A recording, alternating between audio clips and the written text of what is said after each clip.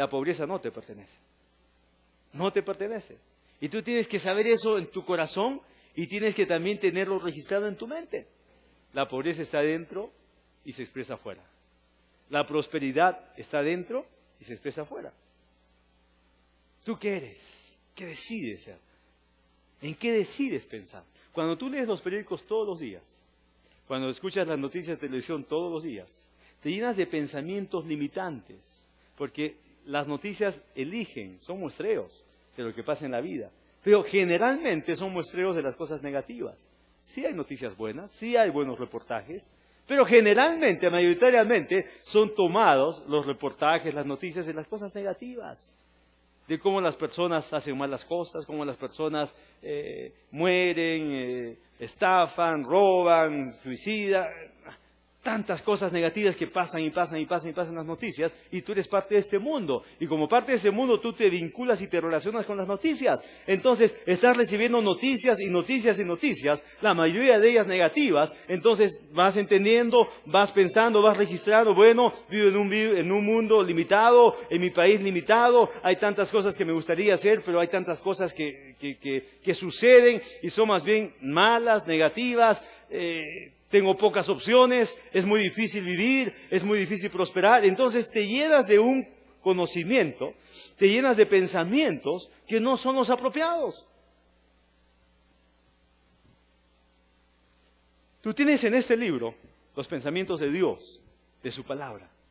Y cuando tú lees este libro, entonces, tú te llenas de lo que la palabra de Dios quiere que tú conozcas. Dios quiere que tú conozcas esto. ¿Por qué? Porque cuando hablamos de prosperidad divina, estamos hablando de una forma de vivir que va ligada al poder de Dios, que va ligada a la participación de Dios en tu vida. Dios quiere participar en cada área de tu vida. Dios quiere participar en el área financiera de tu vida. ¿Por qué? Porque Él es tu papá. Y Él quiere que te vaya bien. Él quiere que la pobreza no sea parte de tu vida. Él quiere que la escasez no sea parte del historial de tu vida. Él lo quiere. ¿Dónde sabes? ¿Cómo sabemos? En su palabra. Dice 3 Juan, versículo 2, amado, yo deseo que seas prosperado en todas las cosas. Y que tengas salud, así como prospera tu ser interior. Así como prosperas dentro. ¿Cómo prospera tu alma? ¿Cómo prosperan tus pensamientos? ¿Leyendo todos los días los periódicos? ¿Viendo todos los días todas las noticias por televisión? Porque lo que tú pones en tu mente te limita. O lo que pones en tu mente te habilita. Si tú dejaras de leer un poco todas las noticias que lees, o las escucharas por televisión, y darías media hora al día para poner las verdades de Dios, de su palabra, en tu corazón y en tu mente. Si tú tomarías el tema de prosperidad divina y marcarías los versículos de prosperidad, que hay muchísimos en la Biblia, y le dirías, Señor, yo quiero saber si tú me quieres prosperar. Señor, yo quiero saber si tú quieres bendecirme, que me vaya bien materialmente, porque así dice tu palabra. Yo quiero saber, Señor, si esto es cierto para mí, si tú estás interesado en que también me vaya bien y que sea una persona rica en verdad, como dice tu palabra, que tú quieres que sea prosperado, que tenga honra, que tenga justicia, que tenga rectitud y que también tenga riquezas materiales. ¿Tú quieres eso, Señor, para mí?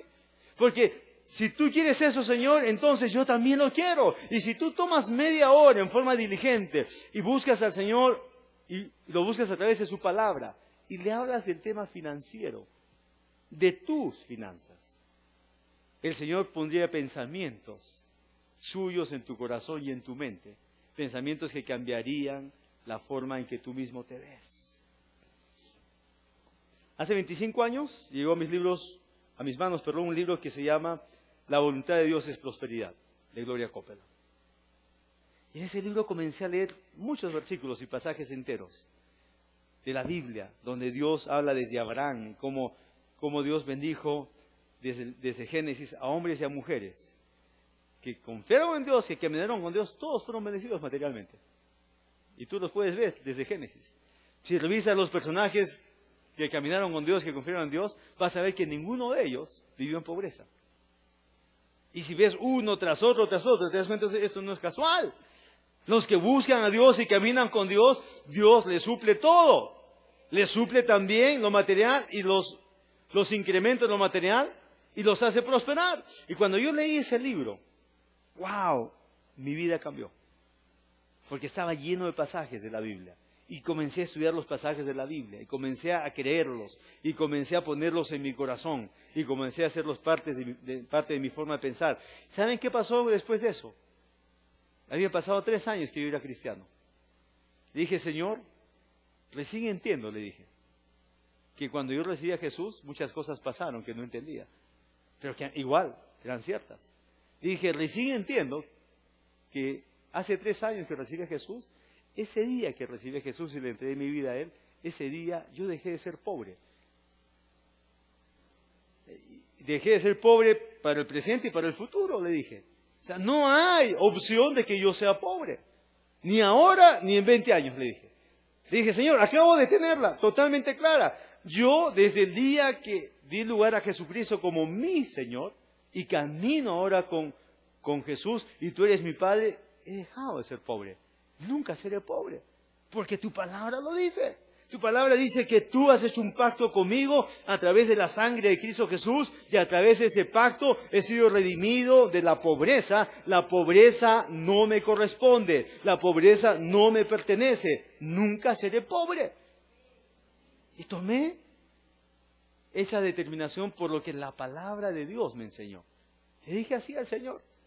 ¿Y saben qué pasó después de eso? Decidí pensar, proyectar, soñar, hablar, trabajar, vivir, bromear, hacer todo lo que hacía con una mentalidad definida. Decidí ser próspero, porque eso es lo que decía la palabra de Dios para mí.